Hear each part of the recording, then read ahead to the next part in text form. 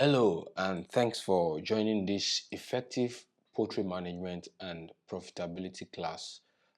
This is brought to you by DIY Agric Consult Limited, uh, for which I am the lead consultant. And I want you to see this opportunity or see this as an opportunity to do better, to perform a lot better in your operations. It is not new that today's poultry farming has become highly competitive, and because the price of inputs are continually increasing, you don't have room for any error if you want to make profit in the poultry business. And again, one thing that that will do you a lot good is to start to see poultry farming as a business and not just a hobby or something you just do to get by. No, it's a business and you must handle it as one. All right, so we are going to be talking about effective broiler management and profitability, as well as effective layer management and profitability. I'm going to try to do the two separately, the broiler part and then the layer part. And then I'll bring in some more values that will really uh, help you to achieve profitability in this business. All of the management principles or tips that I'll be giving you are geared or channeled towards increasing profitability. So you don't expect that we talk about everything regarding poultry farming. However, the things I'm going to be sharing with you are very key to your success and then to your overall profitability in the business. So in this particular video, I'm going to be talking about the broiler aspect, and you just want to ride with me. For simplicity, I've written down some things here that we're going to be using as our guide, and that should help to deliver this class effectively. All right, so let's quickly focus on effective broiler management and profitability. Okay, so in talking about how you can increase profitability through manipulating your management in a favorable way, we would like to address certain threats to broiler profitability. A lot of people have been in this business for a while and they can tell that they're not really making so much profit. That means there are certain things that are taking away the profit. So these are the threats that we're going to be addressing today. And in some cases, most of these things that are costing you losses are basic things. They are simple things that you can actually address by mere sitting down and saying, I'm going to do this, I'm not going to do this. Okay, so I'll help you to bring it out to heart. So one of the threats is quality versus quantity. I understand that in trying to excel or succeed in the business, in the poultry business, a lot of farmers try to cut corners. You try to compromise on quality because you've heard that, okay, they are selling this thing for at a cheaper rate there. Let me just get that. It's, of course, supposed to do the same thing. So I want you to know that quality is always important. So is it quality versus quantity in terms of the chicks you are putting on your farm? You are the type that is into the 5 to 6 weeks broiler production, and you probably process your birds or you sell off to off takers, and at the time you want to select the day hold, you're looking at I hear a lot of people call me, as we supply day holds across Nigeria. I hear a lot of people call me and they ask which is the cheapest. Like, that's the top question they want to ask. And my response is that, are you looking for the cheapest or the best? Okay, so sometimes when it comes to matching quality with the best price, it's a difficult or tough decision to make. So always make sure to go for quality day old chicks, because that will translate into profitability for you. If you get bad chicks, that's poor quality chicks, it means that all of the rest of the inputs, the feed, the medications may just be going to waste. They may not yield as much result as you would have gotten if you had taken a chicks from a high quality source. All right. Also, the feed. A lot of people try to be very smart. Some of them they are aware that it's important for the chicks to eat very good food in the first few days of their life. So they don't worry. They give them good feed in the first 1 week or 2 weeks, and after that, from week 3 to week 4, or up to week 5, in some cases, they give them some kinds of feed that they just look for the cheapest one on the market. And then when it's time to harvest again, they go back to quality feed. That won't cut it for you. You see, if you try to be smart, it's a garbage in, garbage out kind of thing. So whatever you put in is what you get out. So the protein content of the feed you're serving, the energy content, and then how balanced the ration is, all those things matter. So you want to be sure that you are giving your birds good feed. And for most of the experiments that I conduct where I record good profits, I try as much as possible to use the highest um the most expensive feed on the market, so that there's no excuse that, okay, maybe the feed you use is quite cheap. I use the most expensive on the market, and that informs me that if you do things right, you can still get your own profit from using the most expensive feed on the market. And who tells you that you have to use the most expensive? Quality does not always mean the most expensive. It just means that you need to know, you need to be informed about the particular feed brand that you are choosing. All right. But in most of the cases, they are usually more expensive than the poor quality feeds. Okay. Also, in the area of equipment, yeah, from choosing your drinkers, your feeders, some people think it's a wise decision to go for the cheapest that you get to replace multiple times, sometimes multiple times uh, in one batch, and other times multiple times in a year, or in the space of 5 years, you have replaced some key equipment. You have replaced them like 3 times. That's very bad. If you look at the long-term benefit, you see that the more expensive options that will last you for 20 years or more would be a better decision. All right, but who am I to tell you that you must use this particular equipment? No. What I can tell you is to try and be smart. Try and make smart decisions, wise decisions when it comes to choosing your equipment. Ensure that you focus on longevity. Excuse me. How long will that equipment last on your farm? How long before you have to replace it? That's a question you need to ask yourself when you are making that decision to purchase an equipment. All right, so that's it for the quality versus quantity. You don't always have to buy the most expensive. However, make sure that you don't compromise on quality just because you have a cheaper option. What that means is that sometimes you could have something going for 100 naira and another going for 85 naira, and then you have you know others in the range of 65, 35 naira. Sometimes the 100 naira option may not be the best. The 85 naira option may be the best for you. Maybe the balance in the price and quality.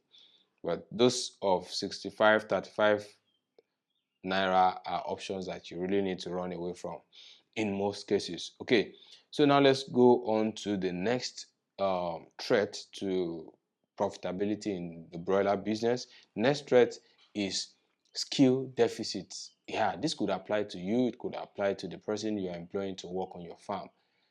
It is important, always important, that you have somebody who is capable. Put your investment in capable hands, whether your hands or the hands of your workers. They need to be capable. I had somebody reached out to me I think 2 weeks ago, and was asking me a couple questions. One of the things that they brought up is the fact that somebody who is helping them to raise about 700 broilers told them that I think 50 bags of the 25 kg bags of it, 50 bags of that would be sufficient in raising 700 broiler birds for 8 weeks. 500 bags, no, did I say 500 bags? 50 bags would be sufficient in raising 700 broilers for 8 weeks. I don't know how that person intended to do it when we use about roughly 18 bags for 100 birds for 6 weeks. 18 times 3 alone, that's if they were 300 birds, is already matching up with the 50 bags that the person said he was going to use for 700 birds, and not even for 6 weeks but for 8 weeks. So immediately I saw that figure, I said, no, this person doesn't have experience in this kind of thing. They might have been raising chickens for a while, for a long while. It doesn't matter how many years they've been raising chickens, but I was telling the person it's probably local chickens that they are used to.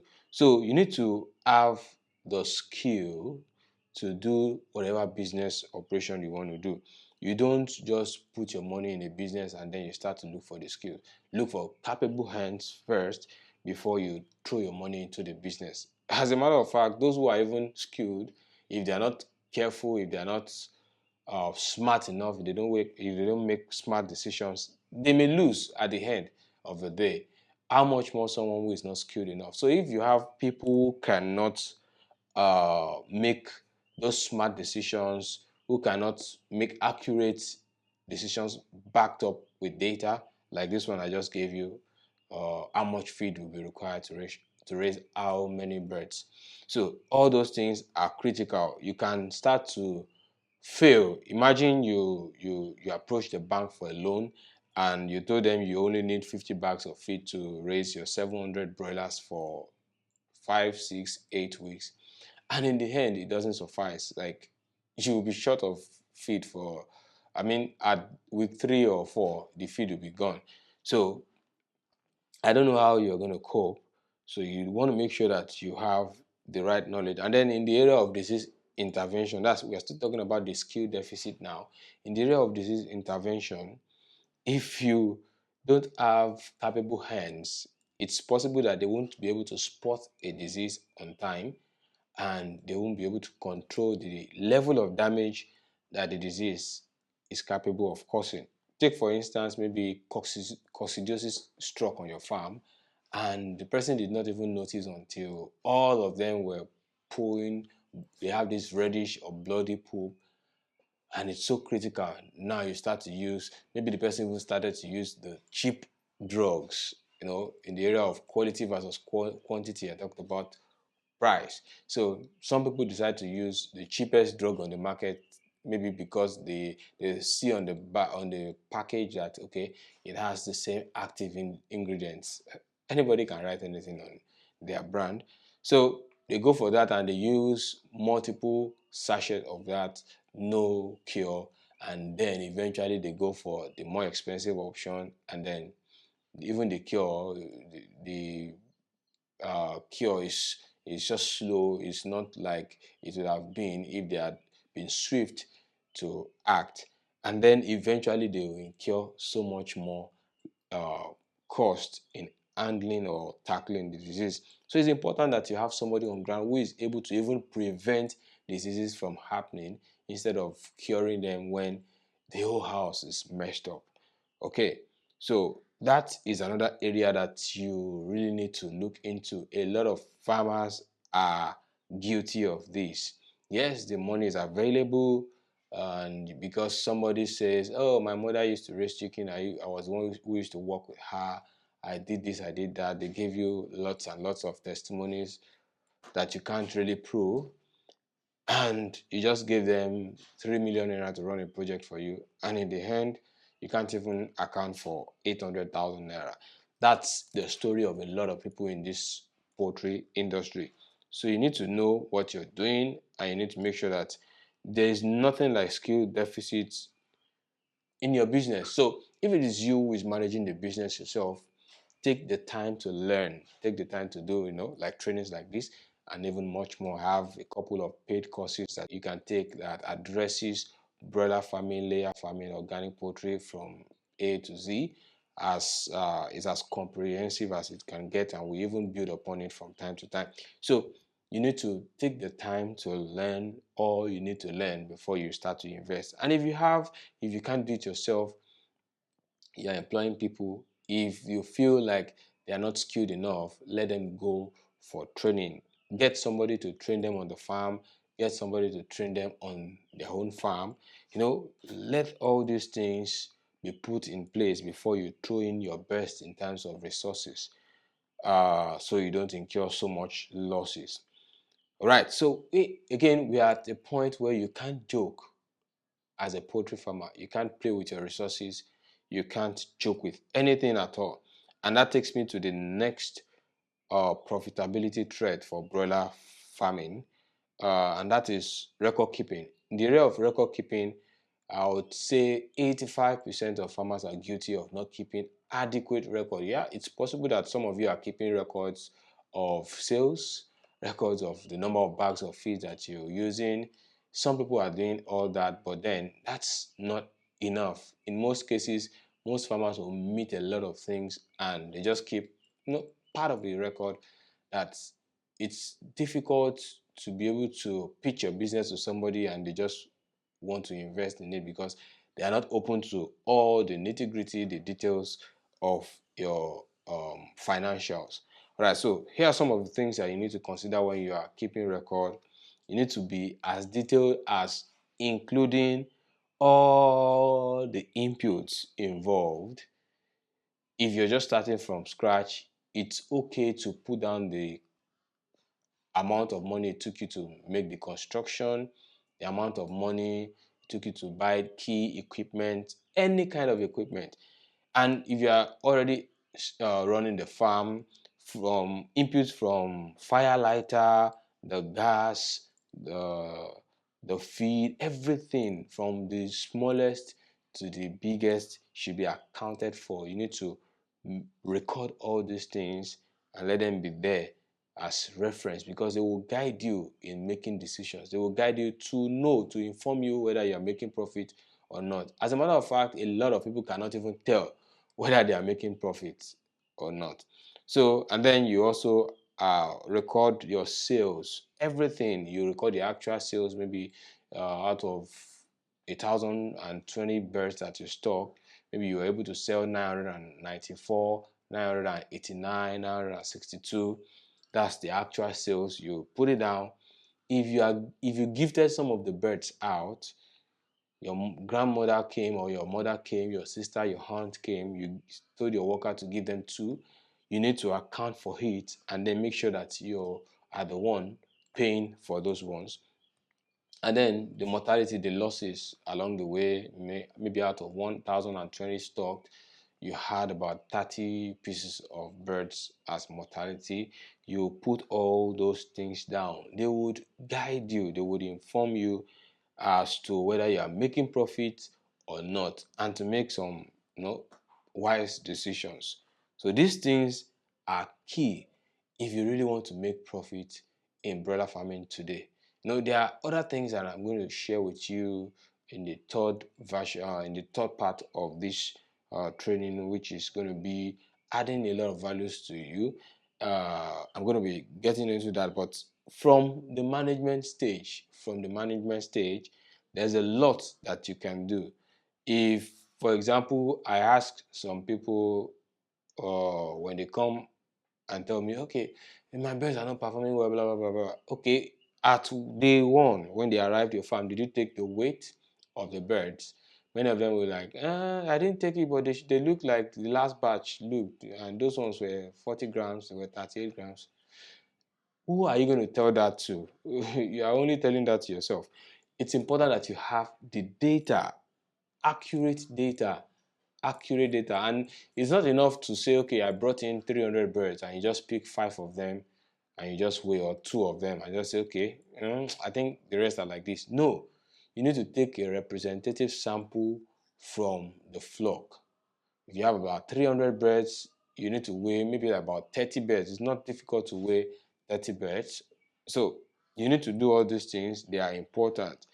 You need to record the weight on day one at arrival.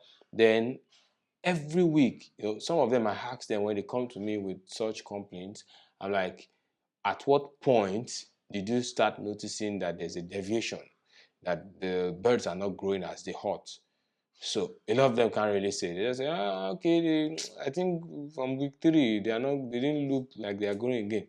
Show me data. That's what I need. Show anybody, any third party who is coming into your business needs that data. Your veterinary doctor needs the data. The bank who you want to approach for loan, they need the data. Anybody you want to tell you the story of your business, they'll probably be more intrigued by the time the data is involved. But when you're just saying story, it's not, it doesn't cut it for a lot of us. So you tell me, week 1, I had 187 grams as average weight. Week 2, I had 420 grams as average weight. Week 3, I had 810 grams. So I can tell you that, okay, you started having this deviation from week 2, they are expected to get to maybe like 490 and above 480 or thereabout. We can say from this data. But if you're just looking at the birds and saying they have a lot of feather and they don't have feather and feather, I tell you that's nothing. It's just like you're bluffing. So you need data. Data is important, and that's why it should be taken as a business, not just a hobby that you just do anyhow you want it. So record keeping, as a matter of fact, if you need to take a whole training for record keeping, have somebody help you narrow it down. I'll try and maybe share some templates with you, the key things that you need to record. I'll try and share the template with you. Yeah, I'll try and do that. So whatever it takes, if it takes 5 days for you to go through record um, keeping series, training, anything, so that at the end of the day, it all comes to two words: profit or loss. Did I make profit after this whole batch, or am I running at a loss? So if you cannot, in all sincerity, be able to come down to that final word, either profit or loss, and how much of it, I mean, in percentage, in figures, how much did you make at the end of a batch, raising 1,000 birds, raising 500 birds, raising even as low as 200 birds. There was a time I made a video talking about how I raised 200 birds for just 4 weeks, actually a little less than 4 weeks, and I sold them as brood and sale, and I made 150,000 naira, like, easy.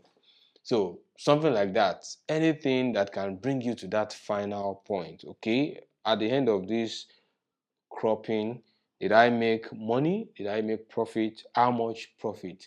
After removing, not like, okay, I think I should have up to 50,000. But I forgot to remove. Yeah, the money I gave that stupid driver. He collected 7,000 instead of 5,000. That driver is bad. I did not remove that one. Okay. And if I remove, even if I remove other things, like I bought sellotape, I bought, no, that's not it.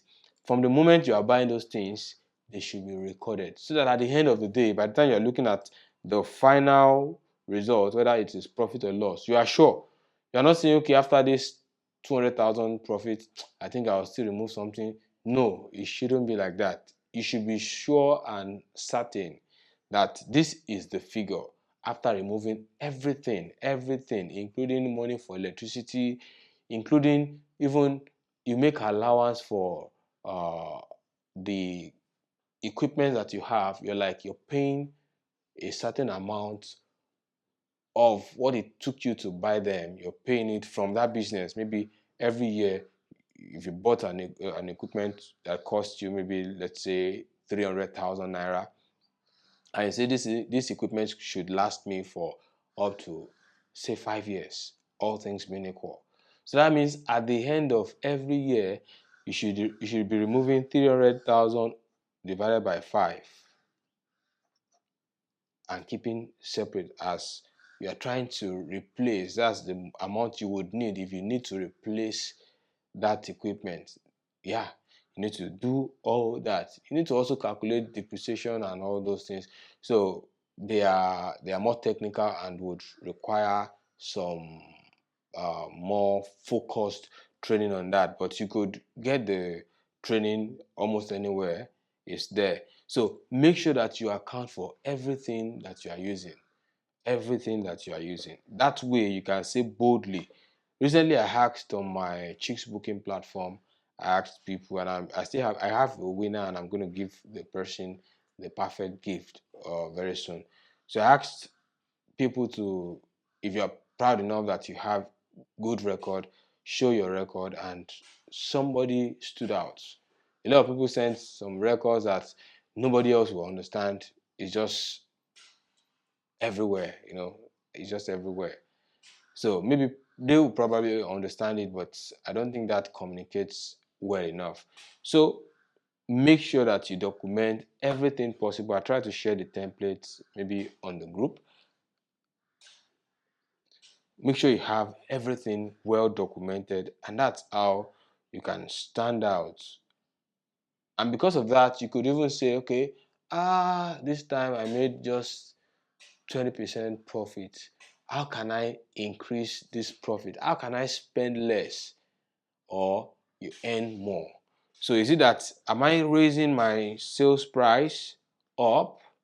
Am I making sure that I have lesser mortality? This is where the record keeping really comes in.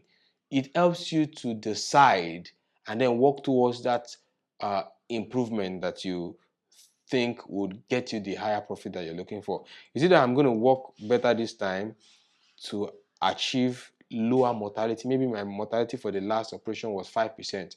Can I get 3% mortality? Then I even go to my day-to-day record. At what point did I lose most of the birds? Okay, at 4 weeks, they started dying. What caused it? With your record, you can tell a lot of things. Maybe it was that all of them, the water finished in the house, and you lost 20 birds on a single day, 4 weeks old birds. You say, those 4 weeks old birds, if I want to cost them, they will be about maybe 2,000 naira each. I lost 20 or 30 of them. 2,000 naira times this is this. What if I get myself 5 pieces of automatic drinkers? Will it solve this problem forever? And from there I should be able to get more. You are using all your data to make smart decisions. Unlike, you don't even know, you can't even remember the details of the last operation. You can't remember the details. You just know that, okay, I didn't make so much money, and you're trying to think, at what point did I lose them? I can't even remember. Maybe one visitor came, maybe one rain fell. I can't remember. You don't have the data. But if you have enough data, if you have all of these things written down, it's very easy to just say, okay, I work on my mortality. I want to reduce it to 2%, 3%. I work on my selling price. I think everyone around me is selling higher. I may not sell as high as they are selling, but let me just take it up a little bit. Maybe let me add 20 naira, 30 naira, 15 naira to mine. Okay, if I do that, that should get me from 10% profit to 13%. Okay, let me see what other area. The feed, I think transporting feed in multiple times cost me so much money. Can I move feeds that will suffice for 2 months? Can I move them at once? That should save me 70,000 naira. All those things will, I tell you, profitability is possible, but most of us will fail from little things, small decisions that we make on a daily basis, especially the ones that we make on a daily basis, and then the compounded effect of it starts to eat up our profit. All right, so I think that's most of what I wanted to share for the broiler part. What's more important now is actually the implementation, taking action. You want to go through, I want to believe that you have learned one thing or the other, and you want to go through your operations and see where you are lacking, and you want to fix that. Is it in the area of quality versus quantity? Are you somebody who is prone to going for the cheaper option all of the time, even when you are compromising on the quality of what you're getting? And then the skill deficit, are you the type who doesn't have the best hands working for you, or do you for yourself need more training so that you can do things more efficiently? You need to look into that. And the almighty record keeping, I know a lot of people are guilty in this department of bookkeeping. So, of record keeping actually. So, you want to go back and then fix all of the things. Have you been overlooking the tiny details? You want to fix all that so that it gets better, because plus one plus one plus one plus one, if it continues like that 100 times, that's plus 100, and 100 is a big number. Okay, so you don't want to leave out any tiny details. Next, now we're going to be talking, after this class we're going to be having the one that talks about how you can increase profitability in your layer farming business. And after these two, I'm going to give you some extras. I believe I'll do that for you so that you can tap into higher profit in your business. All right, I'll see you in the next one.